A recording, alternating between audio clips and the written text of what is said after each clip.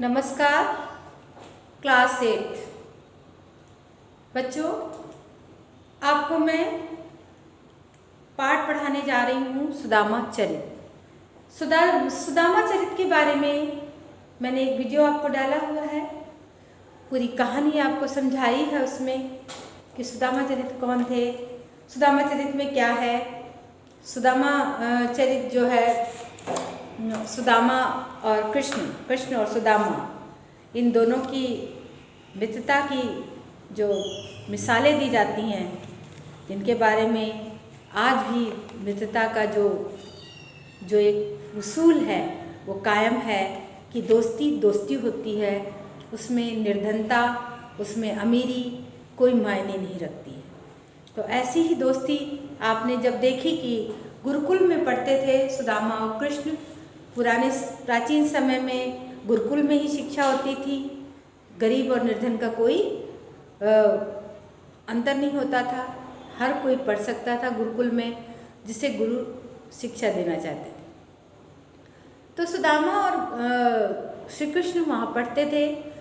श्री कृष्ण जब शिक्षा प्राप्त हो गई दोनों लोगों को, दोनों वहाँ दोस्ती रहती थी, जंगलों में जाते, लकड़ी काटते, गुरु माता की सेवा करते, खाना बनाते और साथ में अध्ययन करते। हर तरह का जो भी क्रियाकलाप होता था गुरुकुल में, वो सभी काम करते थे दोनों लोग, जो सभी शिष्य जो भी थे वहाँ पे। लेकिन ये दोस्ती इतनी प्रगाढ़ थी कि जब गुरुकुल से शिक्षा प्राप्त करके कृष्ण और सुदामा वापस अपने अपने घरों की तरफ चले तो श्री कृष्ण ने सुदामा से कहा कि मित्र, तुम्हें मेरी जब भी ज़रूरत पड़े तो संकोच चले आना। और श्री कृष्ण अपने चले गए, राजा बन गए, द्वारिकाधीश बन गए, और सुदामा गरीब के गरीब ही रहे और निर्धन ही थे। पत्नी ने बहुत कहा कि तुम बहुत कहा करते हो कि मेरे कृष्ण जो हैं, मेरे जो मित्र हैं सुदामा, वो बहुत अच्छे हैं और ये है वो है, तो तुम सुदामा से क्यों नहीं सहायता मांगते हो? इतना हम लोग परेशान रहते हैं तो तुम क्यों नहीं मांगते हो सुदामा से, कृष्ण से सहायता?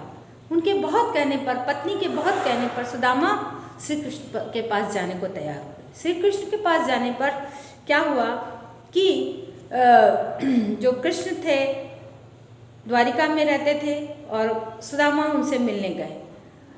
रास्ते में कुछ नहीं था तो पत्नी ने पड़ोस से चावल के 2-3 मुट्ठी चावल लाके बांध दिए और उनके पास खाने को भी कुछ नहीं था। लेकिन सुदामा वो लेकर चले। पैरों में कुछ भी नहीं था, जूते नहीं थे, क्योंकि गरीबी इतनी ज़्यादा थी। जब खाने को नहीं है तो पहनने की बात थोड़ी अलग हो जाती है। इस तरह से जब वो द्वारिका पे पहुँचे तो क्या देखते हैं कि उन्होंने द्वारपाल से कहा कि बोलो कि सुदामा आए हैं। द्वारपाल पहले तो जा नहीं रहा था, फिर उनके कहने पर वो बेचारा गया और कृष्ण से जो सिंहासन पर बैठे हैं राजा बने, उनसे कहता है, क्या कहता है वो इसमें कहा गया है। प्रयास किया छोटा सा, बहुत अच्छा तो नहीं बना है। सुदामा और कृष्ण, ये जो मित्रता है ना, इसमें अटूट मित्रता थी, अटूट मित्रता। आज उदाहरण देते हैं हम कृष्ण और सुदामा की दोस्ती की। तो क्या है कि शीस पगा न झगा तन में, प्रभु जाने को आही बसे के ही ग्रामा। धोती फटी सी लटी दुपटी, और उपाय उपाना के नाही सामा। द्वार खड़ो द्विज दुर्बल एक रहो, चकिसो वसुधा अभिरामा। पूछत दीन दयाल को धाम, बतावत आपनो नाम सुदामा। द्वारपाल जाके श्री कृष्ण से बोलता है, क्या बोलता है? द्वारपाल जाके श्री कृष्ण से बोलता है कि हे महाराज, एक व्यक्ति खड़ा है, शीस पगा, सर पर पगड़ी नहीं है, ना झगा, और तन में कोई वस्त्र नहीं है। प्रभु जाने को आए, हे प्रभु जाने कौन है, पता नहीं किस गांव का है, और उसके सर पर ना पगड़ी है और ना कोई ढीला वस्त्र है या कोई भी वस्त्र नहीं है। जगह माने वैसे ढीला कुर्ता होता है, लेकिन यहाँ पे वस्त्र है। और क्या कह रहा है, सुदामा की दशा को बता रहा है, धोती फटी सी लटी दुपट्टी, और धोती फटी हुई है, दुपट्टा लटक रहा है, और पाय उपाना, और पाँव में, पाय मतलब पाँव, पैर, उपाना मतलब जूती, और पैर में जूती नहीं है, और पैर में जूती नहीं है। और उसका जो वर्णन है वो मैं कर नहीं पा रहा हूँ, इतना जीर्ण शीर्ण है वो व्यक्ति। तो समझ में आ गई बात। पाय, पैर, उपाना, चप्पल, जूती, द्विज माने ब्राह्मण।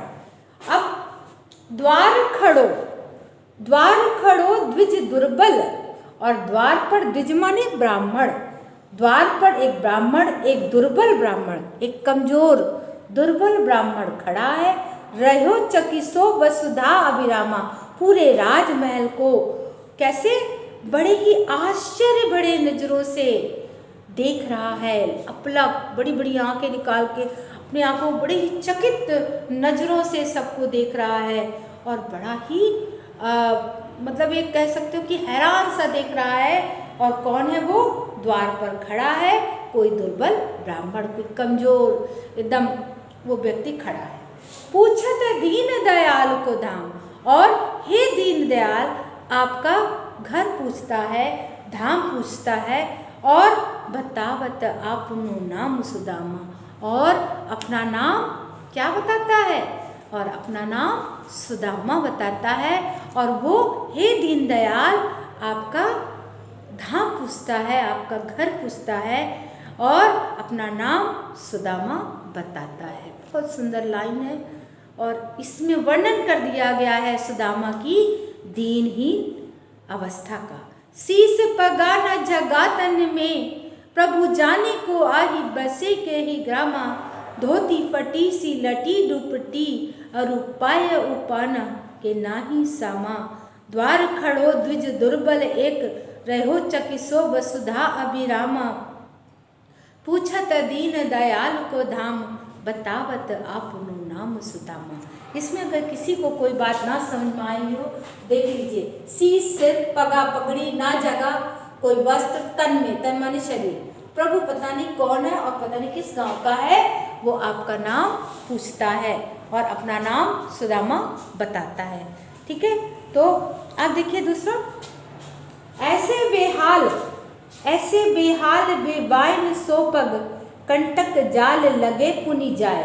और इस तरह से इससे बताने से पहले क्या करते हैं कि जब श्री कृष्ण को द्वारपाल बताता है कि एक व्यक्ति आया है, बड़ा दुर्बल है, बड़ा कमज़ोर है, उस ना जूती पहने हैं ना कोई वस्त्र पहने हैं, बहुत ही दुपट्टी छोटा सा बस थोड़ा बहुत कपड़ा उसके शरीर पर है, और वो आपका धाम पूछता है और अपना नाम सुदामा बताता है।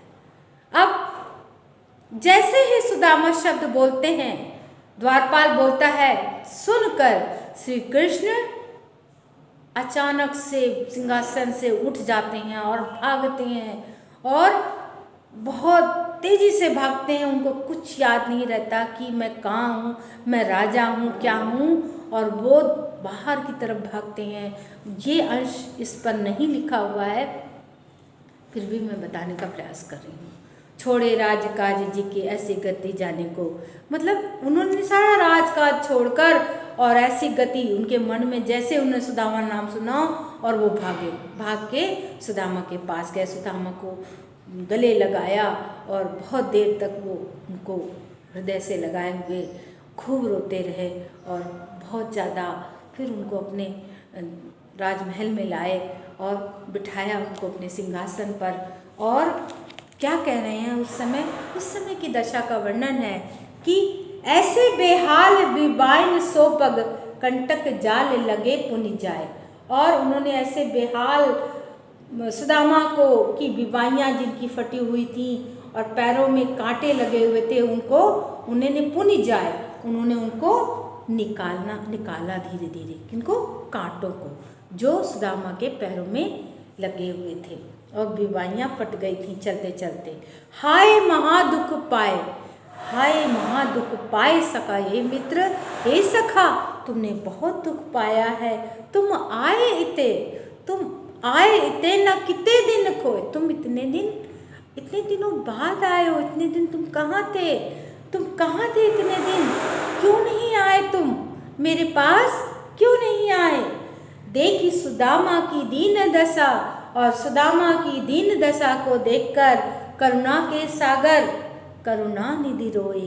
करुणा के सागर श्री कृष्ण, करुणा निधि मतलब श्री कृष्ण, करुणा के सागर जो करुणा निधि में भरी हुई है, ऐसे करुणा के सागर श्री कृष्ण बड़ी ही करुणा के साथ रोए। पानी पर हाथ से हाथ छुओ, और क्या किया? पानी पर हाथ में हाथ नहीं छुआ उन्होंने, क्या किया? नैनन के पग से जल धोए। किसके? सुदामा के। ये उनके पैरों को धो रहे हैं। कौन? श्री कृष्ण भगवान अपने नैनों के जल से इतना रोए कि उनके आंसू धारा प्रवाह बहने लगे, और उन्हीं अश्रुओं से उन्होंने उनके पैरों को धो। कहने का यही मतलब है कि श्री कृष्ण बहुत दुखी हुए और बहुत रोए, जिससे क्या हुआ कि अपने दुख से भरे हुए आंसू जो आ रहे हैं, उन्हीं से उन्होंने उनके पैर धो दिए। पानी पर हाथ के हाथ नहीं लगाया। हमारी भारतीय संस्कृति की परंपरा है कि अतिथि देवो भव, अतिथि जब आता है तो उसको पानी की परात में उसके पैरों को रखाया जाता है, धोया जाता है, फिर उसको अपने घर में लाया जाता है। इसलिए नहीं कि वो गंदा है, ये एक सम्मान होता है। और आज भी, पुराने समय में भी अभी तक हैंडपैप लगे रहते थे बाहर आंगन में, और लोग जो है पैरों को लुटिया से, आपने कोई फिल्म देखी होगी पुरानी, उसमें भी कई बार बताते हैं। तो ये दोनों पढ़ा दिए हैं आपको, समझा दिए हैं। लाइव क्लास में भी आज ये मैंने पढ़ाया है, और आपको भी थोड़ा समझाने का प्रयास किया। ठीक है बच्चों, पढ़िए, समझिए। और हाँ, आज लाइव क्लास के बाद मैं आपको फिर से राष्ट्रीय युवा दिवस की बधाई देती हूँ। स्वामी विवेकानंद का जयंती है आज 12 तारीख को, याद रखें। स्वामी जी के विचारों का अनुसरण करें और आगे बढ़ें, और उठो, जागो और लक्ष्य की ओर चलो। और जब तक लक्ष्य की ओर चलो, जब तक लक्ष्य की प्राप्ति ना हो, मत उठो, मत बैठो, आगे बढ़ते रहो। स्वामी जी पर कुछ कहानियाँ, कुछ बातें मैं आपको और भी बताऊंगी और समझाऊंगी। ठीक है बच्चों, तो जय हिंद, जय भारत।